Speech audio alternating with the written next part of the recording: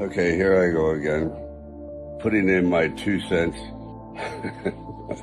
Everyone has 2 cents to put in, and everyone's philosophy quite often is kind of designed to help you get through life as we know it. But I was talking about alligator hide, and you have to be tough like that, and resilience to be able to ward off negativity. I mean, people have said to me, words don't mean anything unless they're true. That's not true. Words hurt. Words are the same as a thorn on a rose. They look nice, but boy, some of them can really hurt. Did anyone ever study an alligator, crocodile, and wonder how they survived so many hundreds of millions of years? Thick skin. Thick skin. Almost impervious pain. That is an element that I think is so necessary in this day and age to be successful. Talent. All right. That's a given. You have to have some of that. Ambition. Yeah. You got to have a hell of a lot of that. And this fear of failure. Good helping of that. Certainly inspires one to get out of bed in the morning. But the most important thing is the alligator hide. You have to be able to take criticism. I believe that some of the most talented people in the world fail because they can't take the criticism. They're too sensitive.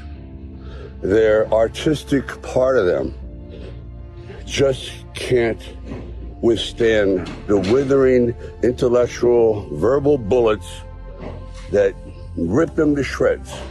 In other words, criticism. Believe me, I was told 1,000 times, well, not 1,000, but a few hundred, you're not cut out for this. You slur, you're this, you're that. We can't fit you into any kind of category. You should really quit. Seriously, but you know what? You should work behind the scenes. And I went, well, yeah, thank you for that. But everything you're saying is bouncing off. It's like bulletproof. And that's what I'm trying to pass on to individuals, that you have to be able to be like a solid tree. We all share certain traits. For example, I don't like to argue. I don't like stress. I don't like conflict. But sometimes you have to face the conflict and the stress and the source of that and get it out of the way. Don't keep it inside. Somehow you have to purge yourself of this thing that's eating you alive. There's different ways of doing it.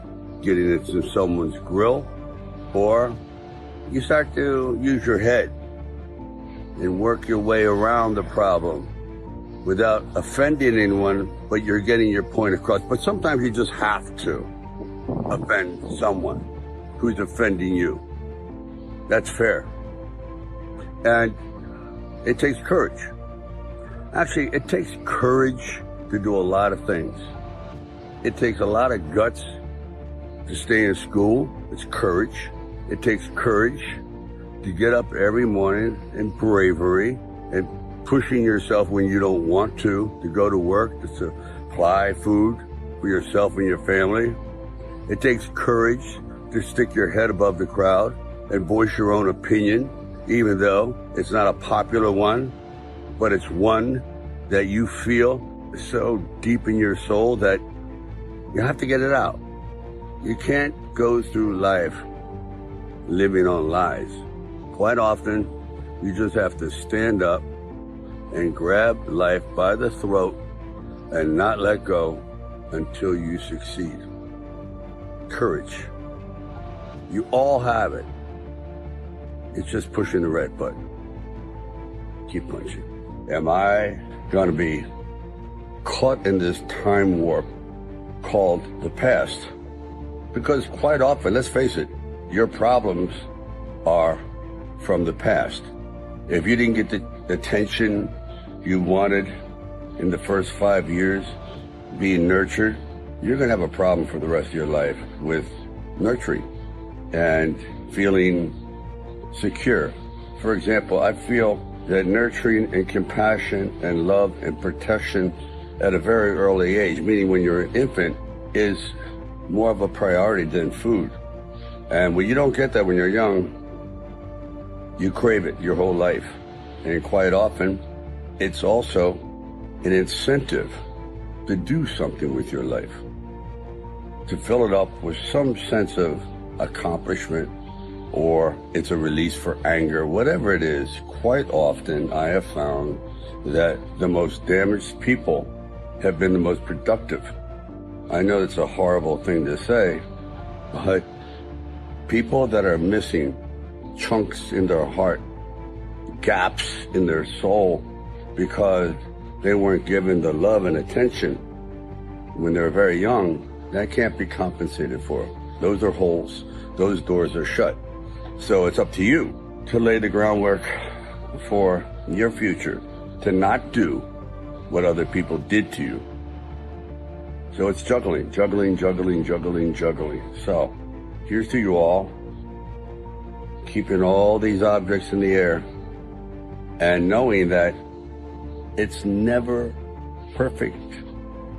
Life is one big juggling act. It's like, how do you keep all these objects going around, and then when you drop a few, you got to pick it up again? But it's juggling.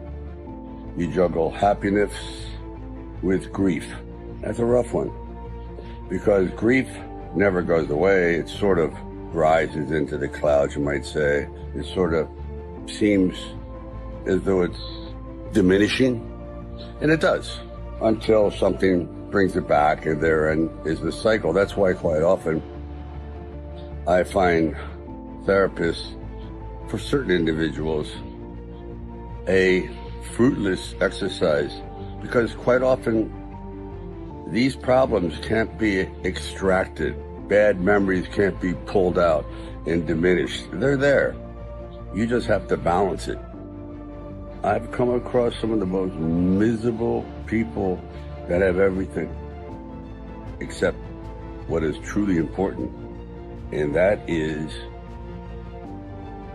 peace of mind and going forward without fear, fearlessness. It's not easy. Sometimes you have to lie to yourself. Oh, I'm not afraid. You're terrified. But sometimes lying is good. If that helps get you up those first 3 steps into the ring of life to face an indestructible opponent, so be it. Lie to yourself. Sometimes lying gets the ball going.